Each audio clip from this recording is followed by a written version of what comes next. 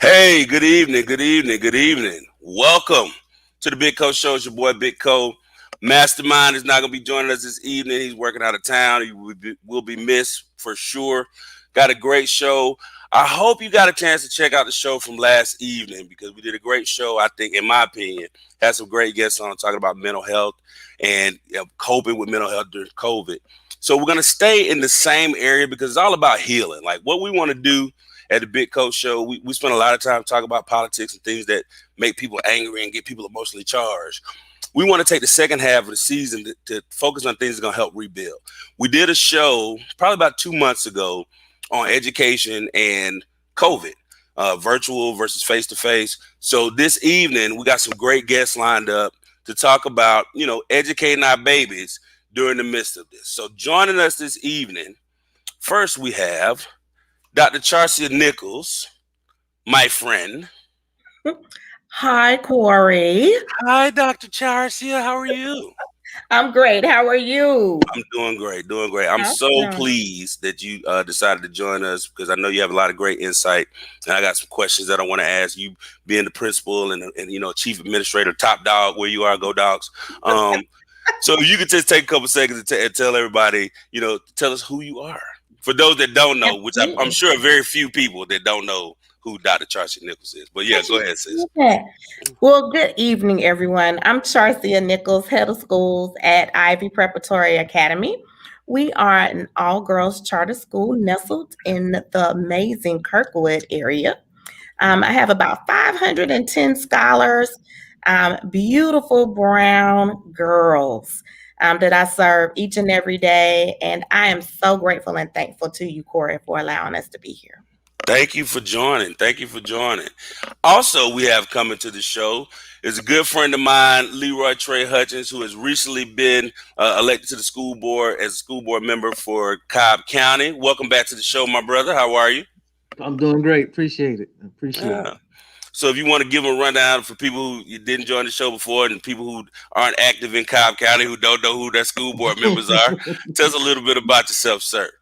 Okay, again, my name is Leroy Trey Hutchins. I am the newly elected school board member for Cobb County School District Post 3. That would traditionally be considered South Cobb. So Austell, Mableton, and the lower parts of Powder Springs.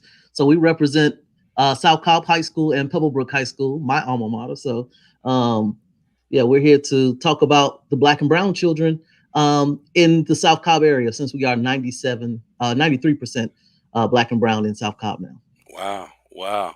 Okay. And also joining us this evening is my brother, Derek Johnson. Welcome back to the show, Derek. How you doing, sir? What's going on, sir? How you doing? I'm doing well. I'm doing well. Derek is checking in for DeKalb County.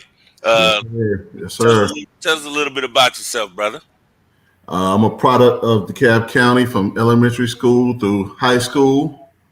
Uh, went to the Morris Brown College here in Atlanta. Notice I said the Morris Brown College. Yeah, yeah. Um, Hey, rep your city, baby. Rep your school. and I'm a special ed teacher here in DeKalb County elementary school. I came to education from a different career. I worked in corporate America and then went to law enforcement, then came into the school system, you know, to try to help our, Black and brown students to, find a way in their life. Awesome. Welcome to the show. And coming back, he decided to spend some time with us again, Dr. Ashley Hosey. Good evening, Hey, Doc. How goes it? hey, it's good. Everything's good. Thanks for having me out, Corey. Yeah, indeed, indeed. So, are you still at South Cobb? No, I'm in the South Cobb area. Okay, so tell the people a little bit Yeah, about where you are and what you do, my brother. yeah, I'm back in the South Cobb area. I am a principal at Floyd Middle School in Cobb County. I'm 24 years in the education game, 17 in Cobb, and I was former principal at South Cobb High School for 7 years, Pittner Elementary School for 4 years. So now I'm doing a trifecta at middle school. Uh, right now, it is educating during some interesting times. So. Yeah, absolutely, and that's a great segue into one of the first things I want to talk about. So, the last time we had you guys on the show, and Chauncey, you weren't privy to this previous conversation, but I want to go back to kind of some of the stuff that we were discussing previously. So, just want to go around the horn and just talk about like your current experience, like if you're face to face, if you're doing a hybrid, if you're, going fully virtual. And then as always, we're gentlemen around here. So Dr. Chauncey, we'll start with you. Tell us a little bit about how your school is set up, how that's working for you. And, let us know a little bit about, face to face versus virtual, how that's running. Corey, I feel so different with you calling me Dr. Charcia, but I'll take that. I didn't want to call you Chad in front of like mixed company, you know what I'm saying? But I want to call you Chad. But remember, this is organic. It is organic. It is organic. So Chad, what's going on at Ivy? What's the setup? Tell me how it's affecting the students and the teachers that are under your guidance over there. Yeah, absolutely. We are actually all virtual right now. We have 4 synchronous days, which means that the scholars get live instruction from the teachers. And then on Wednesdays, we have asynchronous days. Scholars receive instruction. They have to provide or complete assignments. And then the teachers are provided with professional learning. Our plan right now is to possibly go back within the next 2 to 3 weeks in a hybrid model. And I'm excited about the information that we found out today from Superintendent Woods about the changes that will possibly happen with testing. And so we are looking at possibly staying in a virtual or hybrid environment as opposed to going back totally face-to-face this year. What I kind of see with my scholars, our attendance has not been bad. We're staying up in about the 90, 95 percentile with scholars coming every day or logging on every day, because there is a difference from being present and engaged. I think that we do have our challenges with the upper grades in grades 6 through 8 because they are teenagers and sometimes they want to play games with their parents. And that has been a challenge for us. We're averaging maybe about right at about 90%. My 7th grade is just a little bit more challenging. But again, it goes back to how you define attendance. Is it that your cameras are on? Are you engaged? It just kind of depends right now. Not seeing a lot of challenges as far as any type of mental health pieces with that. We do see a lot of our older kids kind of checking out, like they're done with school, with Zooming, let me say that. But our younger scholars are doing fine. I don't know how much their parents enjoy them being at home all day, but it's going. Our teachers are doing a phenomenal job. We did a lot of professional learning around virtual learning, so it's going pretty well for us. Awesome. Dr. Ashley, what y'all got going on? Well, our parents have a choice. So we have kids face-to-face, we have kids virtual. We started the school year off 100% virtual. Then right around October, middle school went face-to-face. Our attendance right now was about 40% face-to-face. Now it's about 45 and it's climbing. As Dr. Nichols said, some of those kids have been playing games and the parents are starting to catch them a little bit as we send attendance letters home. So they're starting to come back to face-to-face because their parents are realizing the tricks of hitting submit, but nothing's there, things like that. Or I'm logged on, the computer's on, but you're not logged on. So that's what we've been doing. Our teachers have gotten a lot better at it because it has forced them to have to do 2 jobs. To do the face-to-face and virtual, and regardless of what anyone tells you, that's 2 separate styles of teaching. Oh yeah. So it took our teachers a while to learn that. Elementary in our district went back first, so they've done it longer. Then middle school, now high school is back. So I see their growing pains, and I tell them to get better. But right now, our teachers are at the point we've done what we needed to do by surviving. Then I decided as a bright idea for myself is to switch schools in the middle of a pandemic. So I'm getting to know my staff through mask and Zoom meetings. And so it's been a growth experience for me, trying to figure all of this out, keep everybody safe, make sure things are clean, and then be the Department of Health. That's the part I wasn't expecting when COVID hits and contact tracing and telling people to quarantine this many days and to come back and all things. But It's been a lot. It's challenged my leadership skills. Put it that way. The former principal and I were good friends, and she asked me, "Was there anything she could do for me? Could I find everything?" And I told her, I said, "If you left me a notebook with everything to do that you did the years before, down to the minute, I couldn't have used it this year. How different this year's been. It's been you with every decision, but kids are happy to be back. They enjoy it. Even smirking behind their mask, I know they're smirking because they're middle school kids. They're enjoying being back. So, All right, Derek, what's Yes, sir. going on in the cab?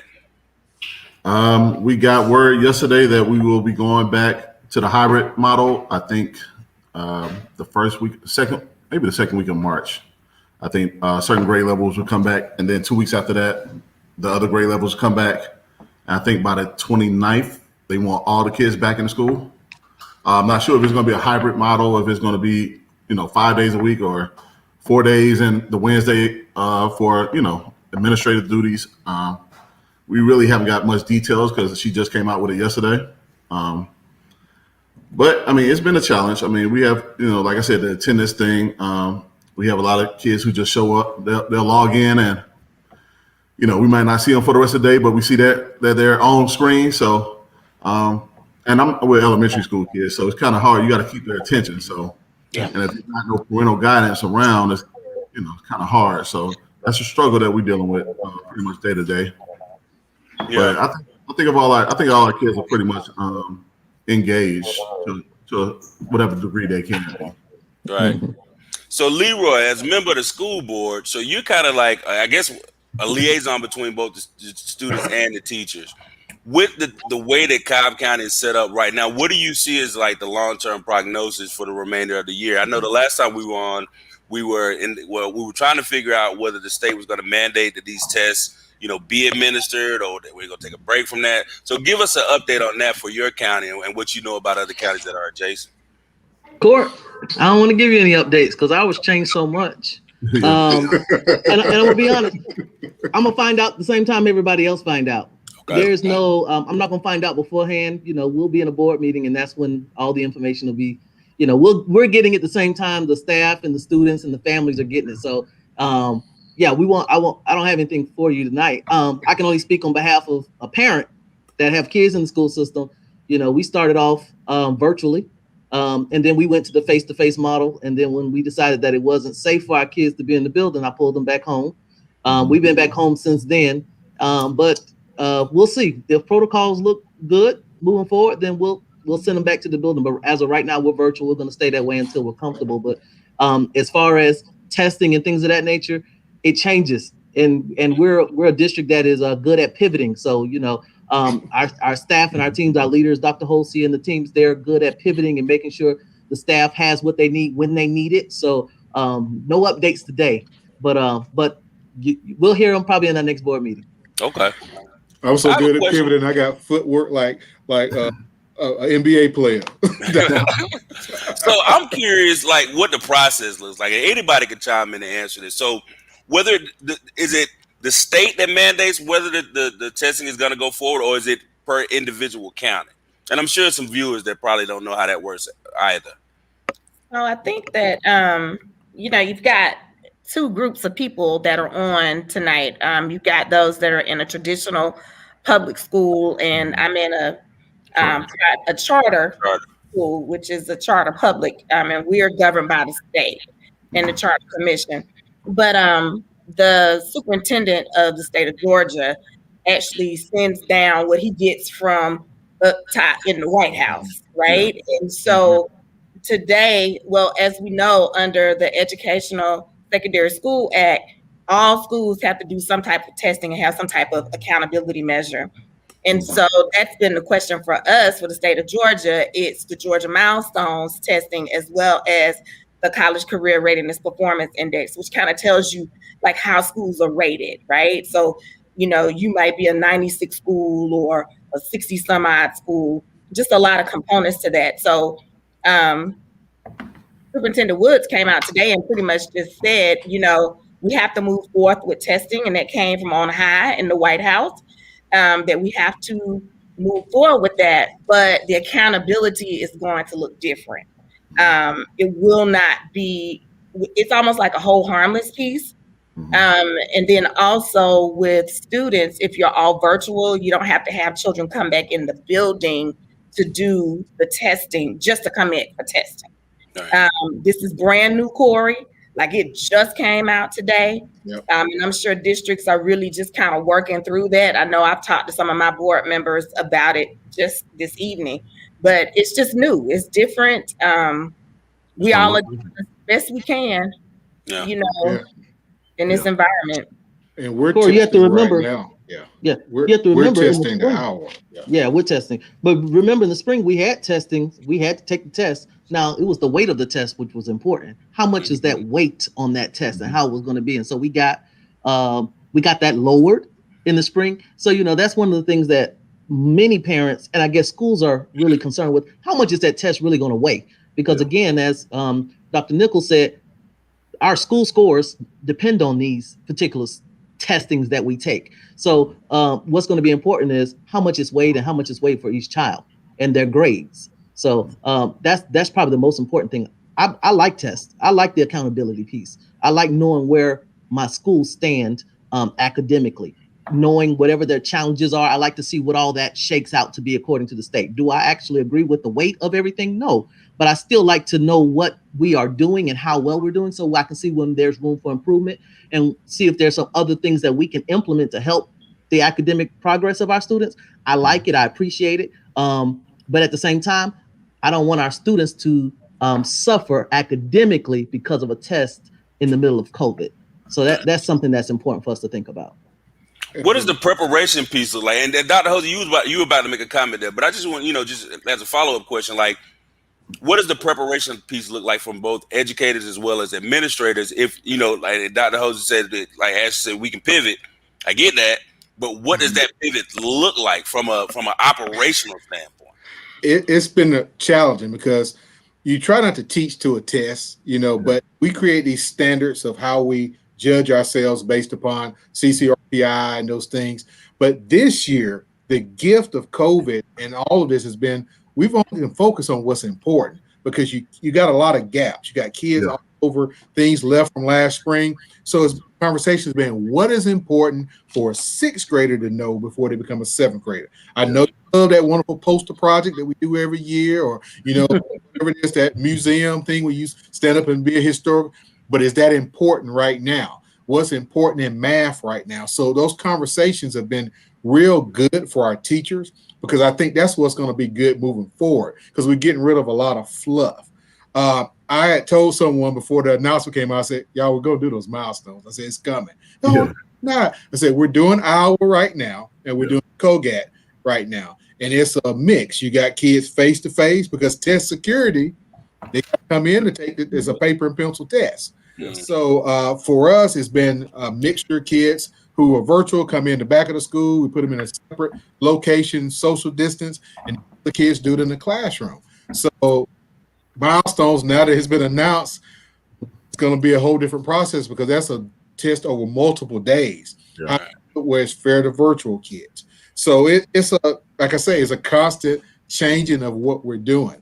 I laugh because I have to laugh through all this. We joke about education hasn't changed in so many years. You got to change. Well, 2020 came. It has changed. It won't be the same ever again. So got to be careful what you ask for. But it's a good change. It's a good change. I think some of this stuff is really good, Dr. Because I see the growth in teachers, them being able to really do instruction and do it right virtually, right? And then you also get to, I think, see the strengths of your teachers and what they're able to do.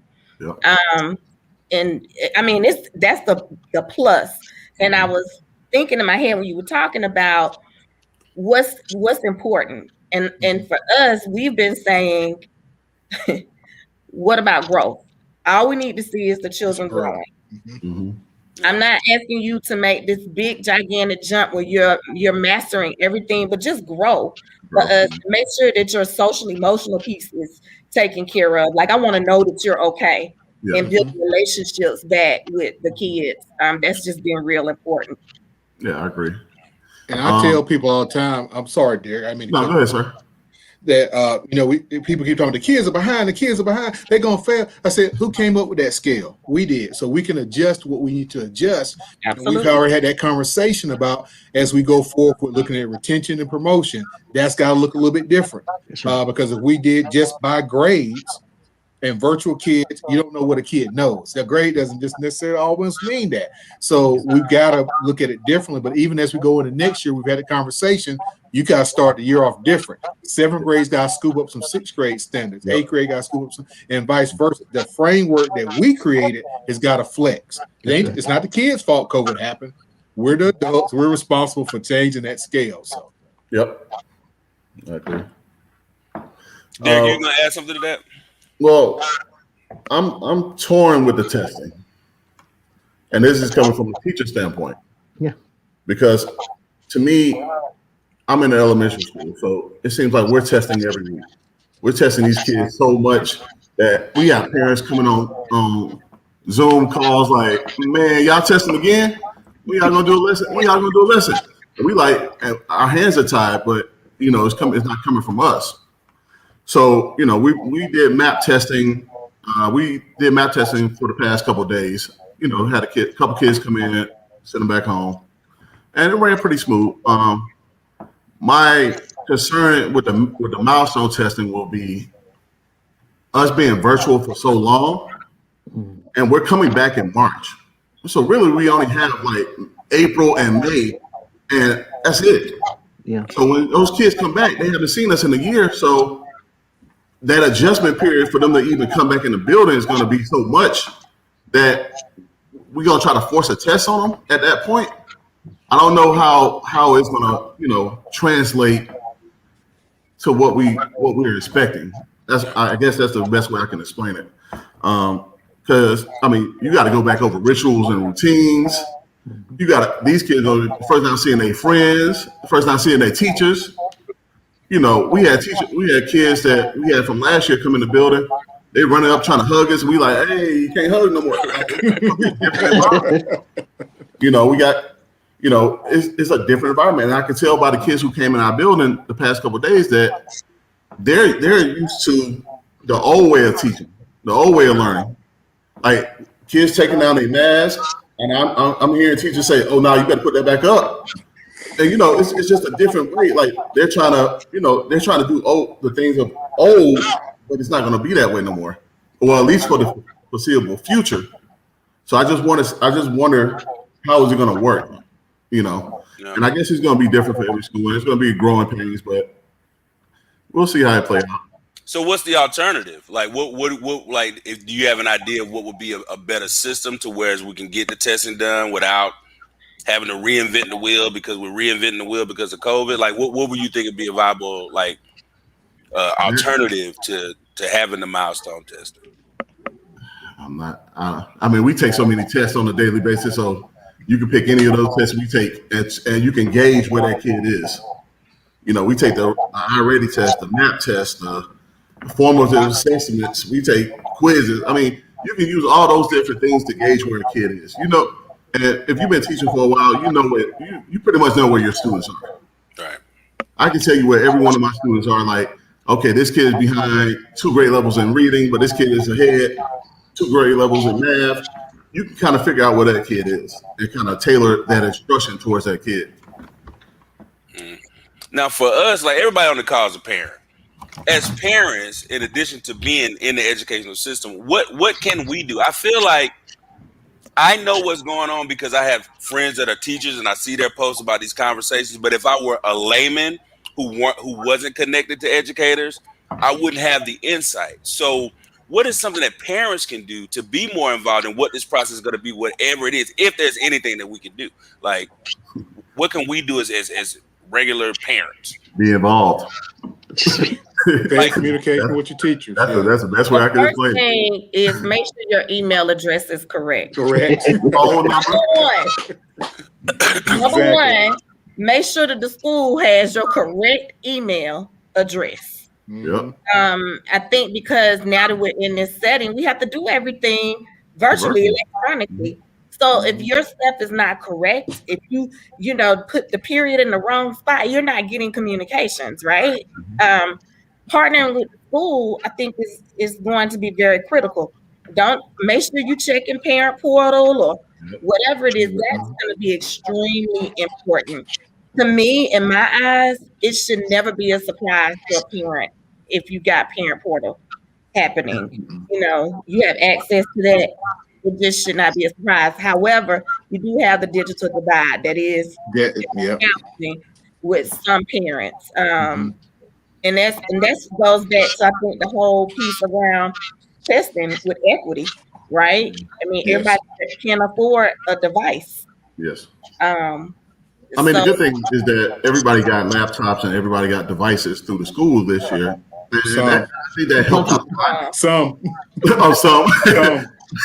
Well, sorry, some. But I think that helped out a lot. I think that helped even the gap a little bit.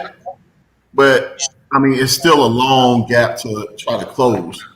And like you said, parents have to be involved. Like we use Class Dojo because we're in elementary school, so we can tell every single time we post something, every time we post an assignment or anything, it's the same parents every single time. Right. It's the I don't even have to. I can post something and I can say tomorrow I know these parents are going to look at it and I can see it. But then there's some parents that don't see it. Don't you think that we have to teach the parents how to be involved? You know, yes. I think some parents. But I think that oftentimes as educators, we sit at 30,000 feet, not thinking that the stuff that we're saying all the time, people understand it because this technology, it's terms coming up all the time. But you just can teach the parents how to be involved. Have those parent universities where we're like, hey, check this. Make sure you're looking at this. And if you need this, go to this person. I think it's just about educating the parents when you said that. And it's on us too. I think, Dr. Nichols, you're absolutely right. I think, especially not, I won't go ahead, Trey, I'm gonna say it. And my kids go to our schools in my district, and I'm a parent and I'm an employee. I get confused by some of those messages. I don't know which system is it. CTEL, and I'm in the school system. I can't. I had to tell someone. I said I tried to find what you sent me, and I had to click so many places. And I work here at the district, so someone who doesn't speak the language, it's hard. So it's on us to make sure our messages are very simple and that we're trying new ways. For example, I tested a new method out. Instead of Zoom meetings, I tried Microsoft Live, which allowed me to not have all the squares on the screen, but me to present everything I need to present. But what I like is that teachers or parents can, I don't have to let them in a waiting room. I have to check the email address, the open link, but they can also pick what language they want to see the subscripts in.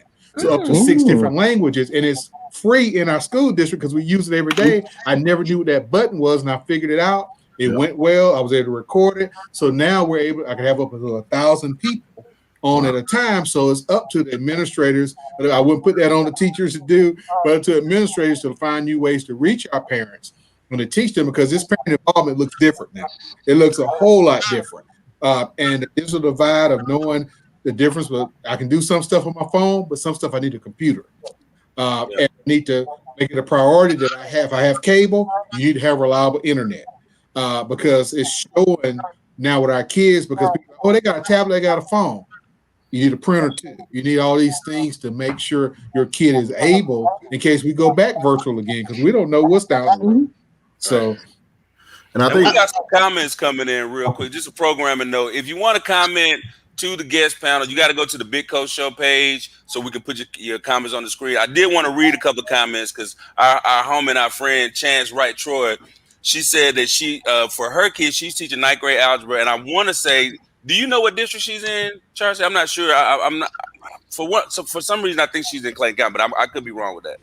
But she said she's teaching 9th grade algebra, and they're going to take their milestone test, but they're also going to be virtual for the remainder of the year. But they will provide Saturday school for EOC prep classes for those people. So what are your thoughts on something? Because to me, I couldn't fathom giving somebody a standardized test virtually. And then my sister, Cindy Williams, she made a comment, and we're talking about South Georgia, and we take for granted that we're in the metropolitan Atlanta area. One of the comments that she made was initially the parents in their district, they hated virtual school primarily because of what Ashley was saying. It's like the teachers are just sitting and stuff, but they're not giving any real communication. So it's very hard for them to follow. So I know that's 2 comments back to back, but just anybody's thoughts on either of those. Well, just a quick comment. I think that a lot of times when we got all these different platforms and all these different tools to use, we have to take into consideration the population of our school, like the segment of our school. My son goes to school in Gwinnett County. A lot of his parents know they're technically savvy. Yep. So the teacher can send something and we know where to go.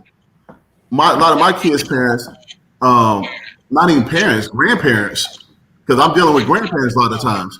And they're looking at the computer, their face all in the screen, they got their glasses on, they're like, hey, what's going on? What you said right there? I'm like, yeah, and I'm like, man. So it took time, but I think everybody caught on to a certain degree. But at a certain, I think that you just have to understand your segment. I think a lot of times these schools, it's not necessarily the administrators, because they get a bad rap a lot of times, but it's coming from district level. Okay, we want to see, we spend all this money on this platform, so we want to see it implemented. But they don't realize that implementation works different in this side of town than it does in this side of town. Preach. It's one of the things that, like, man, I get frustrated at, because I'm like, man, you almost got to break school down in zip codes. Like, you got to break it down because every zip code is going to be different. Why are you putting your toe in that water? You're not going to don't do that, dear. I'm about to start shouting, amen. No. I'm just saying, like, and it happens in every district. Like, we know what pockets want what, we know what pockets need what, and unfortunately, those pockets that really need it are lacking resources. These teachers are having to struggle to try to find things, and it's hard. Yeah. And in regards to, like, educating parents, I think that's huge, right? Because I agree with, like, I'm one of the few parents that's always on the call. Like, I'm one of 3, for my son's 5th grade class, and it's always the same. It's always the usual suspects. How frustrating is that for you? Because my son's school, from all accounts, I live in Gwinnett County. My son goes to school in Clayton County, but because of virtual school, he's here. I work from home, so he's here with me. I think his school does a superb job of trying to get parents additional resources. We get emails every other week about workshops. We get emails every other week about virtual learning, like tips. But how do you? The problem is not always that it's not readily available for these parents. How do you juggle work, school, virtual school? Like, it seemed like such a challenge for you. So what are some approaches that you think we can take, from the administrative side, from the educator standpoint, to kind of get these parents more involved? Because I do believe in a lot of cases, it's not that they won't get involved, is that they can't because of their circumstances. But I do totally 100% know that there are some won'ts out there too. Well, I know in my situation, we have a lot of parents that just choose not to, and I think, and I really have a problem with, like, I'm all for, like, catering to the parents to a certain degree, but at some point the parents have to show some type of involvement, because it's a partnership at the end of the day. Like, if I'm doing everything, it's hard. So it has to be a partnership somewhere down the line. Like, these parents got iPhone 11s. My dojo message shows notification from Mr. Johnson, pops up on your screen. It's just like a text message. I know you see it because I can see when you see it. But these parents have to be able to be active in their child education. And it's just, I got to go to school every day. I have to go in the building. My son is still at home. I'm FaceTiming my son during class. Like, when I got 5 or 10 minutes, hey, you on your assignment? You took your test? Okay. All right. I'll catch up with you in about an hour. So, it just depends on how engaged you are. Corey, let me say this, Corey.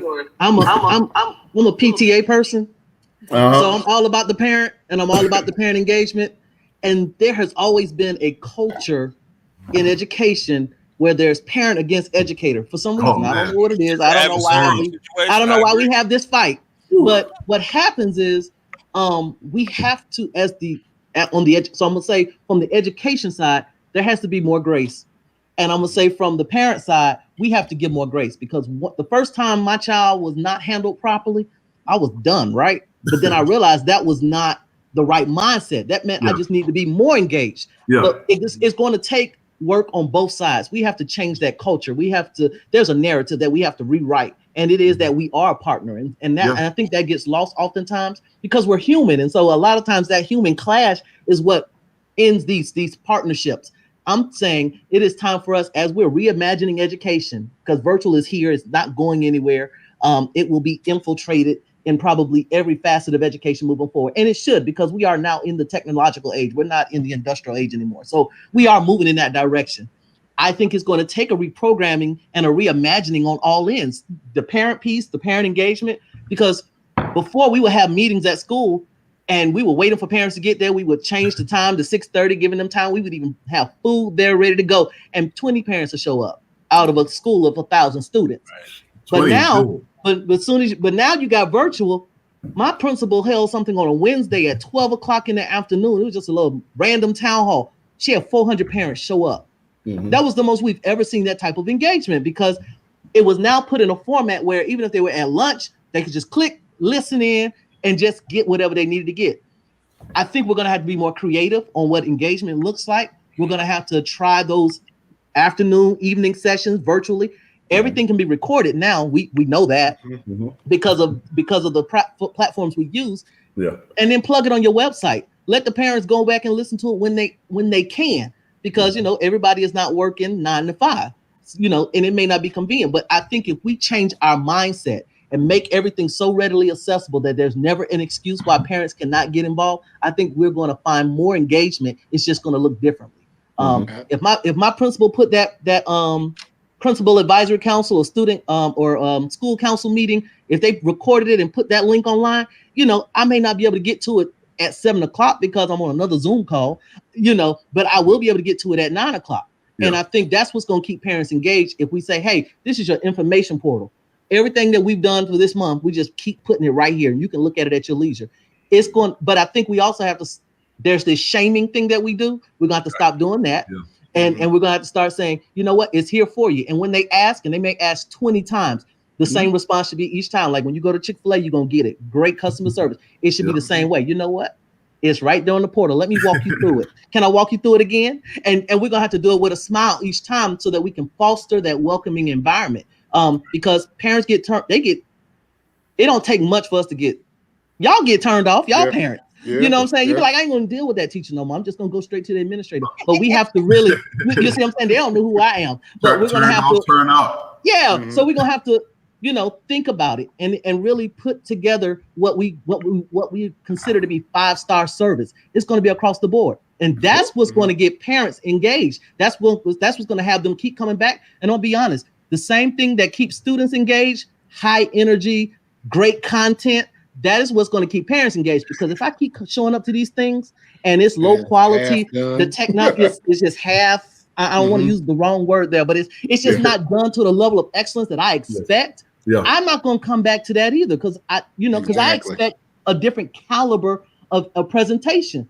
So I think it's going to take a retooling of everybody, schools, administration, how we present, and of course how we engage. And it's going to be on everybody to rework this thing. You're right, Trey. You can't love the kids if you don't love their parents. I tell people that all the time. It don't go that way, because parents don't keep their best child at home and send you the worst. They send you what they have, their dreams and their hopes. And you got to send that love and grace to them as well. And like you said, with communications, I try to make sure things go to people's phones. I send out text alerts. I send out the Sunday afternoon call to remind you, these are the 5 things you know for this week only. Things like that. But you're right. We've got to, while we're changing education for the students, we got to change our approach, because education includes the parents. And it's going to look different. It's got to. It's got to.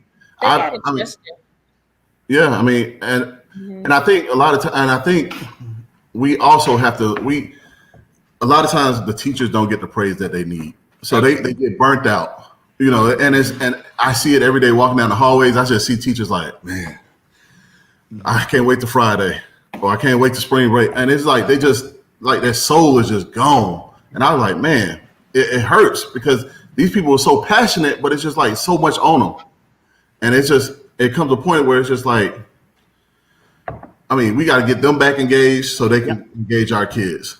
I mean, and it's the same thing, Troy, Derek, that happens with administrators. I mean, I understand. All the time, we're constantly going, like minds, constantly going. We got to worry about the parents, the teachers, the children, the team, and it becomes you. It really is a culture that you have to create in your school where people are trusting you. Yeah. And that goes back to what you were saying, Trey. The parents got to be able to trust you. Like parents can smell bull a mile away, and if you're not genuine with them, they're not getting ready to be open to allowing you to educate their child. They're gonna hover. Yeah. So when they see that you really care about them, I think that makes a difference. Yeah. We do a town hall every Friday, like at lunchtime, with the parents on Zoom. You register. And I'm talking every Friday, like, hey, this is what's going on. They get a chance to ask questions, and it's very intimate. Yeah. So it's not like you're distant. It gives you a chance to really talk to the parents and hear what they're saying, because a lot of times we don't hear what they're saying. But it also helps you to educate them on, hey, this is what reentry is going to look like. Yeah. This is what we're planning to do for this. So nobody can ever say they didn't know, and I'm just coming blind, to the school. But as long as they stay informed and they know that you're listening, I think that makes a big difference. Now, I gotta have your email right for you to come to my phone number. I was just having a conversation. My son goes to a Christian school, and I was just having a conversation with his teacher. I was like, okay, so you're teaching kids at home and you're teaching kids in the building, which is synonymous teaching. That's a whole nother word, new word for virtual, synonymous, right? New vocabulary. And I was like, how do you not understand that children at home might have a question, and when you answer a question, you got to stop what you're doing, go click on the computer and let them in, unmute them and have this conversation. I said, it's disruptive. Synonymous teaching just does not work to me. It's just too I agree. much. People got to be able to understand that, and you do the best you can. But it's a distraction. Just think about children that are ADHD. Your teacher just stopped right there and got to go let somebody in, and then you've lost them. And then children that are learning disabled, they're trying to follow you, with manipulatives, and then you got to stop because somebody done got kicked out the room. Room. So it's a lot, and it's very taxing. So you got to get it right, and it's just gonna take time. And you just got to ask for grace and patience from people, even the students. That I think that's just gonna have to be where we are patient with our teachers. And again, just focusing on growth right now, as well as that emotional component. Yeah. For everybody. The flip side of that too, because I've experienced this. Like, whenever my son has a new teacher, right, I have to kind of get her acclimated to the person that I am, because she puts me in a box based on what she's seen. So, and I'm sure nobody here does that, but I think that happens sometimes too, where, I had a conversation with Charlie's mom, and she said blah blah blah. So now that I'm talking to Joshua's dad, and he says blah blah blah, I'm gonna automatically put her in that box because I see this all the time. Like, do you think that that's something that happens as well? Like, because you'd never get an argument from me that parents need to be more involved. Like, absolutely. But I think sometimes, and it's human nature. Like, when you see something so many times, you see something that looks like something and you call it that. Like, do you see where that could happen as well, where it really wasn't, it was a bad communication to start off, and now you're thinking this parent is not involved, but really they actually would have been more involved, but that first interaction was just like, And It's I think happened to me. It's happened to me this year. Before they found out I was Dr. Hosey and I worked for the district, it's happened to me. Because my kids are at a new school. Prior to that, they went to school with me. So as my son like to tell people, you know who my daddy is. He was, but so for them to get to know me, I had to like, okay, don't say nothing, but I had to remember I knew what stress they were under. So I killed them with kindness, and I sent them emails, just follow up, and just let them know. And then eventually they found out who, he works for the district, and it changed, but still I understand. I knew the stress they were under. I knew what my teachers were under, and I knew what they were doing. I said, "Don't take it that way. She's swimming because Charlie won't sit down. He won't unmute himself. He flipping off the bed. Stuff like that." So it does happen, Core. I mean, people, teachers are human. When it's stress, you compartmentalize things, but it's constantly working with your teachers to not do that, to not stereotype parents, to not stereotype kids, and just to give everybody that shot. So. And I agree that level. I'm sorry. Go ahead, Leroy. Go ahead. No, I'm just saying my teacher's off the chain over here. So go ahead. Yeah, I agree. I mean, like, just when the virtual whole thing started, like, teachers have been teaching for like 20, 30 years. Like, they never had to get on a computer and teach. Like, it was like teachers were walking home like in the hallway crying like they couldn't get on Zoom calls. Like, they calling just TRS. And even now we got a little bit more comfortable, but I got some teachers that, the internet may crash for a few minutes and they break down. Mm-hmm. And and then it becomes a disconnect with the student because now we have to try to fix the internet. The kids are not focused no more. So everything in this virtual environment has been chaotic. But I think that through it all, I think we can see how we can improve it. But we have to improve it on a just across the board the same way. So many different components, I think, that need to be improved. Go ahead, Trey. My kids have a hyphenated last name, so it don't show up Hutchins. It show up Nieto Hutchins, and one of my kids is Brown. So they won't associate us until I pop up on that screen. But I've had teachers ask my children, "Is your dad in the room with you today?" Because because it's a lot of stress and it's a lot of pressure. Mm-hmm. Because when you have a lot of things that you still have classroom management. And how they classroom manage in that classroom is different than how they do it online. But when you online, you don't know who's listening to you behind them doors, behind the other side of that screen. And so, you should see, sometimes they would say, tell your dad to come to the screen. And I've got they were like, Mr. Hutchins, this ain't working. I don't know what you're going to do. But you need to go call them people and you need to tell them that this is not working. I have those at least every other week. Yeah. Now that they know who I am, they say, oh, Mr. Hutchins, we need to have another meeting. Can you schedule us an IEP meeting? Because we got some things we need to address. And I like the fact that we're open to be able to do that. But but it is a challenge because I understand the teachers are having to do something they've never done before. When you went to school to teach education, they taught you to teach in that classroom. They didn't teach you this. And so now teachers are having to relearn education. Yeah. The thing that really weighs on me the hardest as a board member is I feel like I owe you something, and I owe you to make sure you have the tools you need to be successful. That's my job. My job is to make sure that I finance the tools you need to be successful. And that's the hardest part for me because I don't know what you need. I don't think the educators know what they need, and we're all trying to figure it out together. So it's one of those situations where let me put this in place first. Let me suggest this for you too, and then and it's small victories. But at the end of the day, I think eventually we'll get to the place to where we'll have all the tools in place because right now, the reason why I have to give so much grace because I realize I didn't give you all the tools you need to be successful. I didn't give you I didn't give you the tools to even take a test online. Because you see what I'm saying? Like we're just talking about the tests are paper and pencil. And the state's saying now we got to do paper and pencil tests. Well, they know everybody's virtual. So the state did not set us up. Our school districts, local school districts are not setting us up. Charter school, Ms. Nichols got to figure it out right there for her group of kids. You see what I'm saying? We're not set up for success just yet. So that's why I say we have to have a lot of grace. Mm-hmm. If my kids don't get what they need, it's on me to make sure they get it after they leave school. And I have to supplement and do my part here. But it's going to take a lot of work and it's going to take a lot of time. I asked the school district last week, what's our recovery plan? I said, are y'all working on the recovery plan? There has to be some type of learning recovery plan. Is it summer school?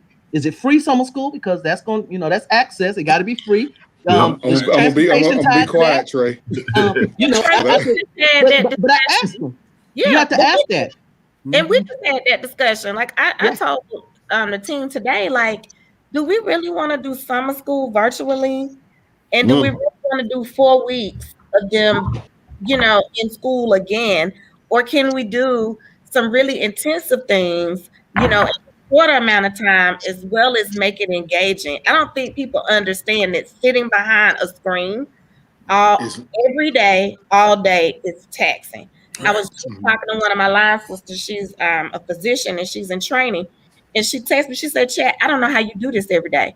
I said, welcome to my world. Yeah.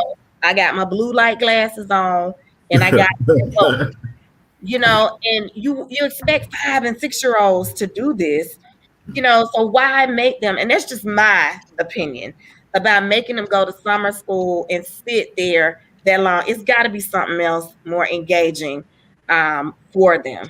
And who are you gonna get to run summer school? The teachers. I told my supervisor. I said, y'all are not understanding the stress that teachers are under. That those little peanuts you're gonna toss and do summer school. That's not gonna be a motivation incentive. They have done this for a whole year. It's not gonna make a difference. The kids don't want to do it. I said, so that saying we're gonna have summer school, it's gonna be virtual. You're gonna find some. You're gonna find some issues. I can tell you right now, the teachers I know will be like, deuces, peace, see y'all, because it's just too much. Yeah. And I literally had this conversation earlier today with some of my administrators. I said, it's gonna be summer school. He said, I don't know if it's gonna be virtual or in person. I said, but he said, if it's in person, he's like, man, I hope we find some teachers, because he was like, these teachers, they're dreading to come back in the building now. So what you think during summer? You think they're gonna sit? He's like, that's overtime. He said, and it's so sad. It's gonna be interesting. Well, I need my teachers to rest. I need them to rest. Exactly. But this is the thing for me. I have to ask the Board of Education, do we change our schedule? Does this traditional schedule work for what we're currently doing? We were good to take the Wednesday off. Is that something we move forward with? Yeah. Do we move forward with that moving forward? Do we have to start adding Saturday school and have a bus pick the kids up and bring them into the building? Because I know some school districts are doing that for Saturday. I think Clayton County's doing it. Do we need to revise all the breaks that we have? We got fall break, winter breaks, another winter holiday break, winter break, spring break. Do we need to revise the calendar? Like, we have to start thinking outside the box to meet the needs of the children currently, not continue trying to fight what's happening. We have to embrace what's happening and find the right fix on how to move forward so that kids can be educated. Right now, we're trying to fight and get back to normal. And not worry about who got vacations when. I'm not worried about who got vacations signed up. Breaks. We need to, like you say, Trey, is look at this thing differently. We're in a different, like the last break we just saw in February, because we know every break, what are we going to do when we get back? Tracing. So it's like, why? This is a break we don't need. And I said, I hate to say it, I love my breaks. Put that at the end of the year, get us out a week early. And let's keep it consistent, because we're just getting off the Christmas break, doing all this stuff, So, from a teacher standpoint, thank you.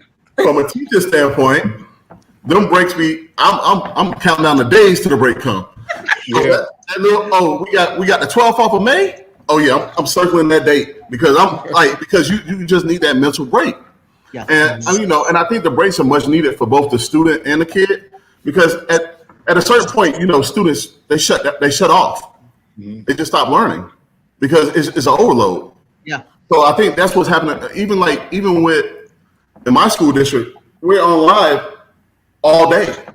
Yeah.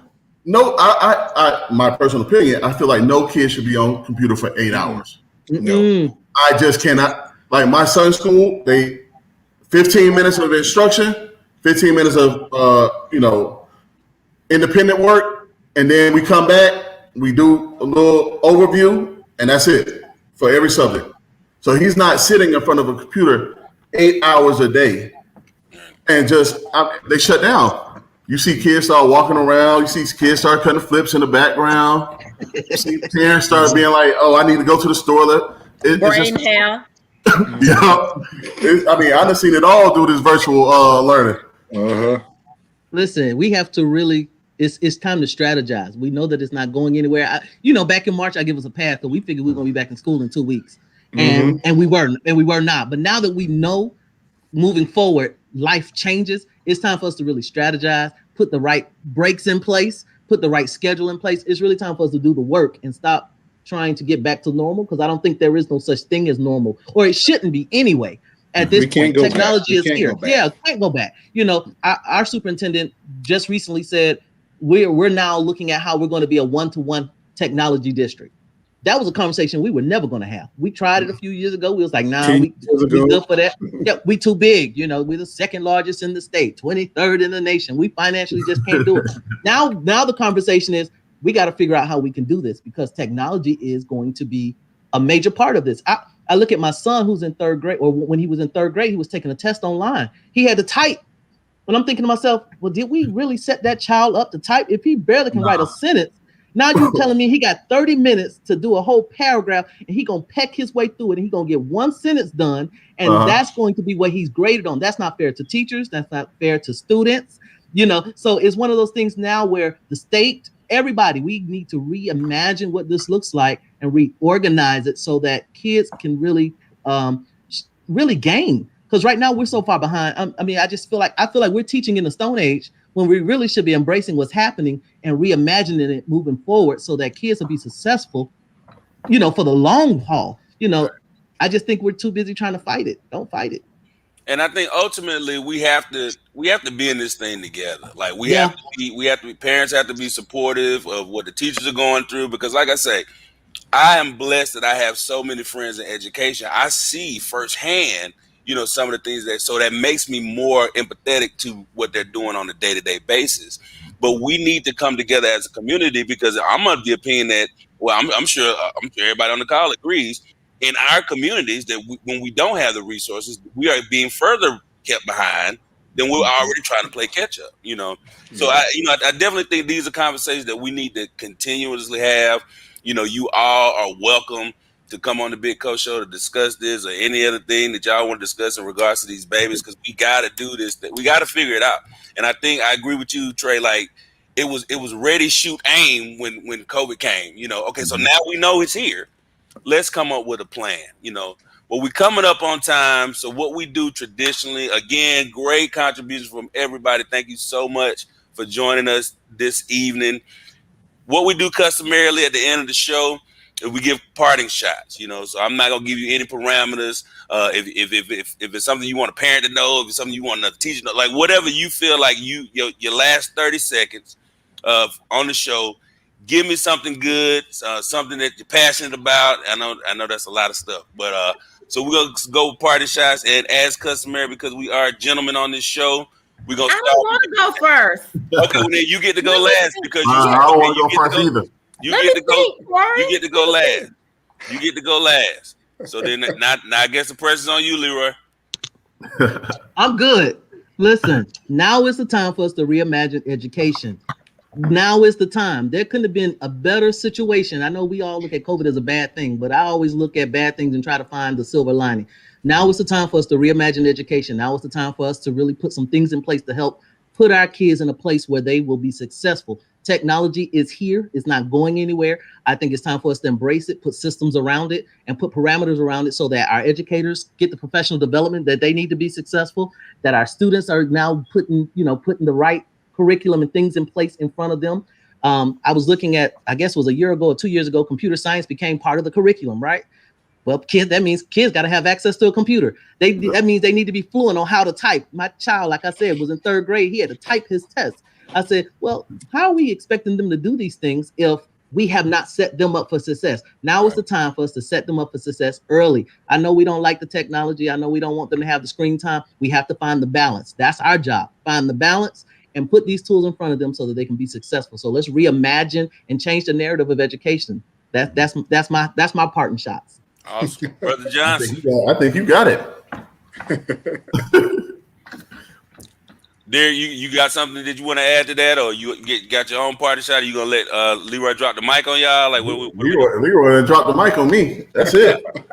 I agree. Thomas J. Moore said he agrees too. We got some people that checking in. I got to give a quick shout out. My AP U.S. history teacher, Kathy Pike, is tuning in. I couldn't get your comments. Hey, Miss Pike. Yeah. I know Miss Pike. You know Miss Pike. I forgot. Yeah, I know Miss I Pike. know Miss Yeah. Pike too. Yeah, I forgot. Yeah, you know, because I don't know if y'all know that Leroy and I went to high school together, and Ashley taught at our high school, so we had that favorable connection. I work with Miss Pike at Kennesaw Mountain. I work with her at Kennesaw Mountain. Yeah. Yeah, one of my favorite, best teachers ever in the world. Part of the reason why she introduced a book that was not part of Cobb County curriculum is called People's History of the United States. By Howard Zinn, one of the best books I ever read in my life. I never would have read that book. And we were in like a predominantly white Pebblebrook back then, and it just opened my eyes. So shout out to Miss Pike. Love you. So, okay, Derek, you got anything? I'm done. Dr. Hosey? Just like Trey said, parents, the one thing I can tell you to help you out with this is make sure you prioritize resources for your kids. I was blessed. My parents always made sure I had encyclopedias, a computer, or whatever I needed. Start making sure your kids have what they need so they can compete with the other kids in the rest of your district and other zip codes, making sure that you prioritize a computer and a printer for them. But if nothing else, and you can't get to technology, make them read. They need to read. You can find some math problems for them to do online. You can find those things. But if you know nothing else, do your part and do the best that you can, and partner with your school, and we'll help you the rest of the way. That's what we do. Awesome. Yep. Dr. Nichols. Oh, I hope mine is profound since I got the last. Wait, Charles, before you get it, I have to ask this question. It's so random tangent. That line sister of yours that you was talking to, is she blood related to me? And if so, will you tell her to call me? Because I need to talk to that. No, she's not blood related. Okay, cool. Not that line sister. Okay, cool. So I think I want to make sure that people know that we got to make sure we're extending grace in everything that we do right now. It is new for parents, for scholars, for administrators. It's just new and it's hard. It is extremely hard. But I do want to make sure that everybody knows, parents, make sure you're asking your children what they're doing, in school. You got to talk to them. And if they tell you they don't have any work, they're lying. So don't even and believe that. And then make sure that you are holding the teachers accountable. If you see something that's not right or going on, make sure you tell that administrator. We want to know. And it's not threatening, but we do want to know what's happening, in the classrooms. It's about being treated fairly during this time and grace being given, because it's hard. Everybody is struggling, and we got to keep that in mind. So remember to focus on growth. Is your child growing? Are they emotionally okay? That's what we want to make sure that's happening. So stay focused, stay encouraged, stay positive, and then test negative. And communicate. That's it. That was my one key word, communicate. Absolutely. And get your email address right, Doc. Yeah. Email address, phone number. If something going on in your life, let us know.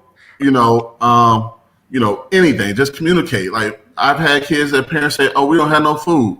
Well, you should have told me that. Go out and get some groceries. Like, you got to communicate with us. That's the only way we can partnership. Like, if you don't communicate with us, we don't know what's going on. And I think that's where the breakdown comes in at.